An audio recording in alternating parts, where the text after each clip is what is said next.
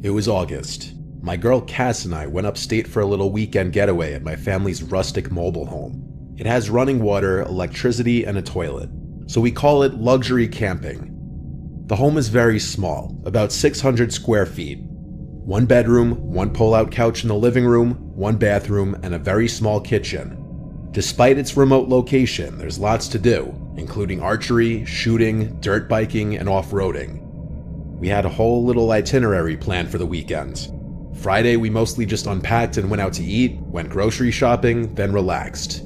Saturday, we did most of the stuff I just mentioned before, until it started getting really cloudy out, like storm clouds. We also could feel it in the air that a big storm was brewing, so we put all the stuff we took out back into the outbuilding. We put a movie into the DVD player as we cooked dinner.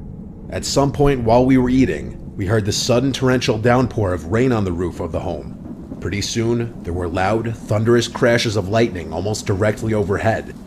We both wanted to go sit outside and enjoy it as we ate. We relaxed on the deck outside under the canopy, with an amazing view of the sky. Long bolts of lightning constantly lit up the dark night sky, the thunder booming almost instantly after the lightning strikes. We were right in the heart of the storm. And then, we heard something out in the woods. It was a voice, a loud voice, seemingly calling out something, but it was nowhere near discernible. So the place is really remote, like I said. Hearing any other voices nearby would already set off alarms in normal conditions, but during a storm like this, it was extremely concerning. We had to assume that it was a lost hiker or something. I stepped over to the edge of the deck, getting a little wet as the rain blew in under the edge of the canopy. With the constant crashing of thunder and lightning, there were moments of light in the vicinity that allowed me to see just far enough away to the tree line where the woods began. There was a person out there, clear as day. I told Cass, and she instantly freaked out, thinking I was joking and telling me to stop.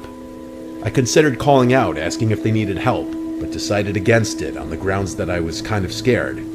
This weekend was my idea though, and I did kind of drag Cass up here. I didn't want to ruin the experience freaking her out. I went back to her and said I think it's a hiker. She asked if we should offer some help, and I said not unless they come knocking on the door. I told her we should go inside, and I nudged her in. I went back over to the edge of the deck just out of curiosity. I got even wetter as I looked around, until I spotted something. It looked like a person again, much closer to the deck, like a lot closer, only about 20 feet away now. I continued to look, until a quick flash of lightning briefly exposed a man standing there, confirming my suspicion. He was wearing bright colors and almost looked white. He was just standing still. That was the scariest part. He wasn't even approaching the deck or anything. I went inside and quickly locked the door. Cassidy saw the worry in my face. I felt my heart racing and I almost felt nauseous. I'm sure I almost stuttered as I said, "I don't know who that is." And then I saw the worry in Cass's eyes worsen. I did my best to keep her calm, telling her to expect someone knocking on the door asking for help. I said they probably just need shelter from the storm.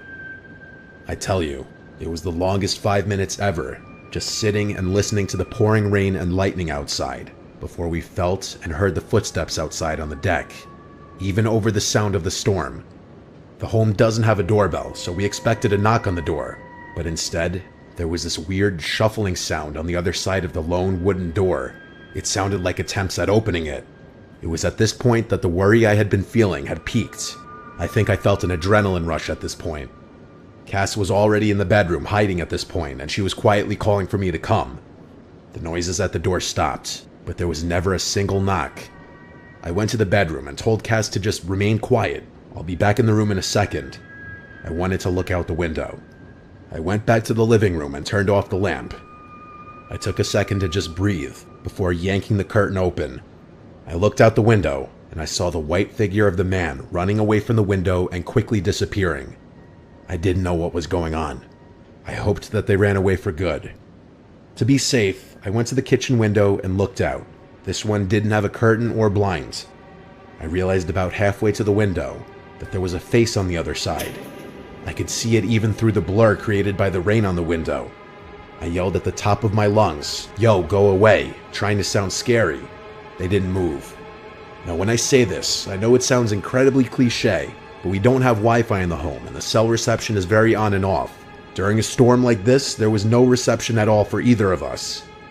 There was my dad's rifle under the bed in the bedroom, though.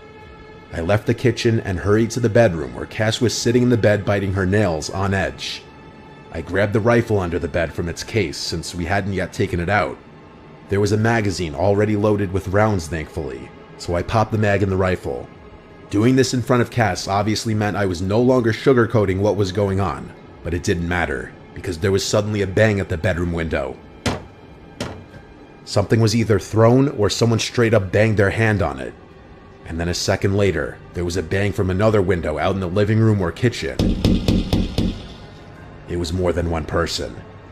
This had gone far enough at this point. I told Cassidy to wait in the bedroom. I went to the front door and positioned myself to be ready to potentially fire at anyone on the other side of the door should they rush me. I quietly unlocked the door, and when I was close enough to mentally ready, I yanked the door open and drew my rifle up, pointing at the door. No one was there, and so I hurried outside with adrenaline controlling my actions and spun around quickly to ensure no one was on the deck. Then I went to the stairway and looked down, and there was that guy in bright-colored clothes standing where he was before outside the window, apparently trying to look scary. He looked up at me. He already knew I was outside, but I doubt he knew I had a gun. I shot the rifle into the air, and I heard the guy yell in a deep voice, "Oh shit," as he ran away into the darkness. I heard at least two fading yelling voices likely communicating to each other, and then it was just the sound of the storm again. I don't know how many people were out there. At least 2, maybe even 3. It could have been teenagers playing some fucked up prank, or it could have been some really messed up people trying to scare us and break in. I don't play around like that though. If anyone came up that deck while I was outside, I would have shot them dead. They were not there seeking help, and that is a 100% certainty. The next day was Sunday, and so we packed up and left. There were no signs of anything having been done to my car or the home or anything from the night before. I made sure to lock everything up and take anything of particular value home this time. Out of all the years of my family owning the place, that was the only encounter like this any of us had ever had. It really put a bad taste in my mouth about the place and being in an isolated place. I've been up there a few times since with my family, but I would never ever go alone.